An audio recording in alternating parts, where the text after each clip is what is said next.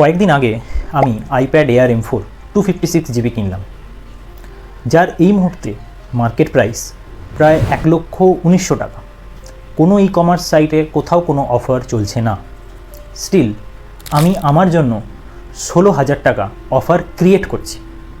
আজকের ভিডিওতে আমি সেটাই আলোচনা করব যে কিভাবে আমি এইটা করলাম, বা এই 16,000 টাকা অফার আমি নিজের জন্য কিভাবে ক্রিয়েট করলাম। আমি সিম্পলি 5টা ফাইন্যান্সিয়াল রুলস মেনে চলেছি। এই রুলসগুলো যদি আপনিও মানেন, যে কোনো ফাইন্যান্সিয়াল গোল আপনি অ্যাচিভ করতে পারবেন। সেটা শর্ট টার্মে কোনো কিছু গ্যাজেট কেনা হোক বা লং টার্মে রিটায়ারমেন্ট প্ল্যানিং হোক। চলুন শুরু করা যাক। প্রথমেই বলি, চ্যানেলটিকে প্লিজ সাবস্ক্রাইব করুন। এটা একটা আর্লি ফেজের চ্যানেল। আপনাদের এক একটা সাবস্ক্রাইবার আমার কাছে এখন মোটিভেশনের কাজ করে। এবার চলুন শুরু করা যাক। ফার্স্ট স্টেপ 1 হচ্ছে আইডেন্টিফাই স্পেসিফিক ফাইন্যান্সিয়াল গোলস। যেমন ধরুন, আপনি বললেন যে আমি ফোন কেনার জন্য টাকা জমাচ্ছি। এটা একটা ইচ্ছা, এটা গোল নয়। গোল হবে স্পেসিফিক, লাইক আমি 1 বছর পরে 1 লাখ টাকার ফোন কিনবো, সেইটা চেষ্টা করছি। এইটা যখনই আপনি নিজেকে বললেন, অটোমেটিক্যালি আপনার মন বিভিন্ন ওয়ে আউট খোঁজার চেষ্টা শুরু করে দিল। এটা একটা মাইন্ডসেট। যখনই আপনি মাইন্ডসেটটা ফিক্সড হয়ে যাবে, একটা স্পেসিফিক হয়ে যাবে, সঙ্গে সঙ্গে আমরা সেইটা কিভাবে অ্যাচিভ করা যায় তার চেষ্টা করতে থাকবো। ফার্স্ট হলো। Second step, classify your goals. Goal specific তো হলো, এবার সেই গোলটাকে ক্যাটাগরাইজ করুন। জেনারেলি 3টে ক্যাটাগরি হয়। First, short term goal. Short term goal মানে হচ্ছে কিছু মাস থেকে 1 বছরের মধ্যে আপনি ওটা কিনতে চান, সেটা হচ্ছে short term goal. Mid term goal 1 বছর থেকে 5 বছরের মধ্যে যদি আপনি কিছু কিনতে চান, লাইক হয়তো কখনো বিদেশ ট্যুর করতে চান বা কিছু হয়তো একটা গাড়ি কিনবেন, সেগুলো মিড টার্ম গোল। যদি লং টার্ম গোল হয়, লাইক 5 থেকে 10 বছর বা বিয়ন্ড, সেগুলো হচ্ছে লং টার্ম গোল। লাইক আপনি আপনার রিটায়ারমেন্ট প্ল্যানিং করছেন বা বাড়ি কিনবেন, সেগুলো হচ্ছে লং টার্ম গোল। এবারে আসি 3 নম্বর স্টেপ, যেটি মেন, সেটা হচ্ছে অ্যাসেট অ্যালোকেশন। আর এখানেই আমার এই 16,000 টাকার সেভ করার যে সিক্রেটটা লুকিয়ে আছে। বলছি কীভাবে। তো আমি করেছিলাম কি, আমার কাছে আমি 60,000 টাকা রেখেছিলাম যে আমি 1 বছর পরে একটা আইপ্যাডের লেটেস্ট মডেলটা আমি কিনবো। তো সেক্ষেত্রে আমি 60,000টাকে 2 ভাগে ভাগ করেছিলাম। ফার্স্ট 35,000, আর একটা হচ্ছে 25,000। 35,000কে আমি করেছিলাম একটা ডেট ফান্ডে ইনভেস্ট করেছিলাম, কারণ আমার কাছে প্রায়োরিটি ছিল যাতে আমার ক্যাপিটালটা সুরক্ষিত থাকে। আমি যদি ইকুইটি ফান্ডে রেখে দিতাম, এই মুহূর্তে মার্কেটের যা কন্ডিশন, এই 60,000 টাকাটা কমে 50,000 টাকাও হতে পারত। তো আমি আমার যেহেতু গোলটা ছিল শর্ট টার্ম, আমি ক্যাপিটাল প্রিজার্ভের দিকে বেশি নজর দিয়েছিলাম। তো আমি 35,000 টাকা ডেট ফান্ডে রেখেছিলাম, যেটা আমাকে 6.5% হারে সুদ দিয়েছে। বাকি থাকে 25,000 টাকা। 25,000 টাকা আমি একটা গোল্ড ইটিএফে ইনভেস্ট করেছিলাম। হ্যাঁ, আমার ভাগ্য ভালো ছিল যে 1 বছরে আমি প্রায় 43% রিটার্ন জেনারেট করতে পেরেছি। কিন্তু এইটা একটা ইনসেন অ্যামাউন্ট অফ রিটার্ন, যেটা সবসময় পাওয়া পসিবল নয়। সুতরাং যদি আপনাদের শর্ট টার্ম গোল থাকে, অবভিয়াসলি সব সময় একটা ফিক্সড রিটার্ন, যেখানে আপনার ক্যাপিটাল সেফ থাকবে, সেখানে ইনভেস্ট করুন, লাইক ডেট ফান্ড। যদি আপনার গোলটা মিড টার্ম হয়, সেক্ষেত্রে আপনি হাইব্রিড ফান্ড চুজ করতে পারেন। যদি আপনার লং টার্ম হয়, সেক্ষেত্রে আপনি ইকুইটিতে বেশি ইনভেস্ট করতে পারেন।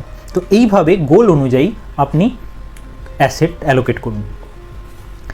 এবার আসি, এবার যেটা বলার ছিল যে এই ইনভেস্ট করতে গিয়ে, এই ইনভেস্ট থেকে আমি প্রায় 13,000 টাকা ইন্টারেস্ট কামিয়েছি, আমার এই যেটা কন্ট্রিবিউট করেছে আমাকে এই 16,000 টাকা সেভ করতে। এবার বাকি যে 3,000 টাকাটা কী করলাম, তারও আমি একটা ট্রিক্স করেছি, সেটাও আমি আপনাদের সঙ্গে শেয়ার করছি। ভিডিওটা শেষ অবধি দেখুন। এবার আসছি স্টেপ 4। স্টেপ 4 হচ্ছে ডাইভার্সিফাই ইওর ইনভেস্টমেন্ট। আপনি অ্যাসেটটা অ্যালোকেট করলেন, কিন্তু সেটাকে ডাইভার্সিফাই করারও দরকার আছে। কারণ আমরা এই ফেমাস কথাটা জানি, don't put all your eggs in one basket. ধরুন আপনি লং টার্ম প্ল্যান করছেন, যে আপনি 10 বছর পরে কি 25 বছর পরে আপনি আপনার রিটায়ারমেন্ট প্ল্যান করছেন। সেই ভেবে আপনি সমস্ত টাকা ইকুইটি ফান্ডে রেখে দিলেন। মার্কেট যেরকম ভোলাটাইল, অবশ্যই আপনি বেটার রিটার্ন পাবেন, কিন্তু সেখানে আমার মতে পোর্টফোলিওকে ব্যালেন্স করা খুব ইম্পর্টেন্ট। যখন মার্কেট পড়ে তখন যাতে আপনার পোর্টফোলিওর একটা ক্যাপাবিলিটি থাকে, আপনার ক্যাপিটাল যাতে বেশি না ইরোড হয়ে যায়। সেই কারণের জন্য আমি একটা এক্সাম্পল দিয়ে বোঝাই। যদি আপনি 30 বছর হন, 30 বছরের এই মুহূর্তে হন, আপনি যদি লং টার্ম আপনার রিটায়ারমেন্ট প্ল্যান করেন, তাহলে আপনি 70% equity mutual fund, 15% date fund এবং 15% গোল্ডে রাখতে পারেন। এবং আস্তে আস্তে যত আপনার বয়স বাড়বে, আপনি ইকুইটিটাকে কমিয়ে ডেটটাকে বাড়াতে পারেন। গোল্ডের পরিমাণ সবসময় 10 to 15% আপনার পোর্টফোলিওতে থাকা উচিত। এবারে আছি final step, review and revise. টাকা ইনভেস্ট করে ভুলে গেলাম, এটা কিন্তু হলে চলবে না। কারণ আমরা দেখি কোনো ফান্ড এক সময় হয়তো ভালো পারফর্ম করলেও অনেক ফান্ডই এরকম আছে যারা লং টার্ম অনেক দিন ধরে আন্ডার পারফরমেন্স করছে। সেখানে আপনার টাকাকে ফেলে রাখা মানেও লস। বা অনেক ক্ষেত্রে ফান্ডের স্ট্র্যাটেজি চেঞ্জ হয়ে যায়। আপনি যখন ইনভেস্ট করেছিলেন ফান্ডের গোল হয়তো একরকম ছিল, এখন তারা স্ট্র্যাটেজি শিফট করেছে, মেবি সেটা হয়তো আপনার সঙ্গে যাচ্ছে না। তাহলে সেই মুহূর্তেও আপনার ওই ফান্ড থেকে বেরিয়ে এসে আপনার গোল অনুযায়ী আপনি সেই ফান্ডে ইনভেস্ট করা উচিত। এবং তার জন্য ইয়ারলি অ্যাটলিস্ট একবার আপনার পোর্টফোলিওকে রিভাইজ করা দরকার, রিভিউ অ্যান্ড রিভাইজ করা দরকার। সো ওভারঅল রুলসগুলো কিন্তু খুব সিম্পল। ফার্স্ট, গোল স্পেসিফাই করুন। সেকেন্ড, ক্লাসিফাই করুন শর্ট টার্ম, মিড টার্ম না long term. Third, asset allocate করুন। অ্যাসেট অ্যালোকেট করার পরে সেইটাকে অবশ্যই ডাইভার্সিফাই করুন।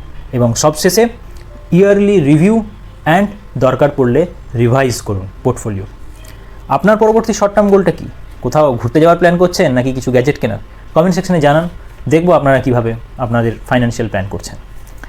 এবার আসি বাকি 3000 টাকা, যেটা আমি বলেছিলাম 16,000 টাকা, 13,000 টাকা তো আমি ডেট ফান্ড আর গোল্ডের রিটার্ন থেকে কামিয়েছি। তাহলে বাকি 3000 টাকা আমি কীভাবে অ্যারেঞ্জ করলাম? আমার কাছে আছে এইচডিএফসির ক্রেডিট কার্ড। এইচডিএফসির ক্রেডিট কার্ডে কিন্তু কোনো অফার চলছিল না। স্টিল আমি no cost EMI option choose করলাম, 6 মাসের নো কস্ট ইএমআই। এতে কি হলো, আমার ক্রেডিট কার্ড থেকে সমস্ত টাকাটা পেমেন্ট হলো এবং আমি আমার টোটাল জমানো যে টাকাটা ছিল এই আইপ্যাডটা কেনার জন্য, আমি সেই টাকাটাকে কমপ্লিটলি একটা ডেট ফান্ডে ইনভেস্ট করলাম। প্রতি মাসে যেই 6 মাসের পিরিয়ডটা আমি পাচ্ছি, প্রতি মাসে আমি ওই ডেট ফান্ডের অ্যাকাউন্ট থেকে ইএমআইয়ের অ্যামাউন্টটা তুলব এবং রিপেমেন্ট করব। এতে আমি হিসাব করে দেখলাম এই 6 মাসে আমি রিটার্ন জেনারেট করব ওই যে ডেট ফান্ডে আমি টাকাটা রেখেছি তার জন্য প্রায় 2000 টাকা। অথচ আমি কিন্তু এখানে ইন্টারেস্ট দিচ্ছি না, নো কস্ট ইএমআই। ওকে, এরপরে কী করে হয়েছে, আমি যেহেতু 1 লাখ টাকা অ্যাট এ টাইম স্পেন্ড করেছি আমার ক্রেডিট কার্ড থেকে, ক্রেডিট কার্ড কোম্পানি আমাকে 1000 টাকার ভাউচার দিয়েছে। তাহলে ওভারঅল কত হলো? 13,000 টাকা আমি আগের থেকে প্ল্যান করে আমি কামিয়েছি, আর 3000 টাকা আমি কিভাবে জিনিসটা কিনলাম সেই মেথডের উপর বেস করে আমি আরও 3000 টাকা এক্সট্রা পেলাম। তাহলে ওভারঅল 16,000 আমি আমার জন্য অফার ক্রিয়েট করেছি। আশা করছি ভিডিওটা আপনাদের কাছে ইনফরমেটিভ ছিল। আপনাদেরও যদি এরকম কোনো প্ল্যান থাকে আমার সঙ্গে শেয়ার করতে পারেন, দেখবো, আমিও দেখতে চাই আপনারা কীভাবে কী প্ল্যান করেন। চলুন চ্যানেলটাকে সাবস্ক্রাইব করুন, ভিডিওটা পছন্দ হলে লাইক করুন। Thank you.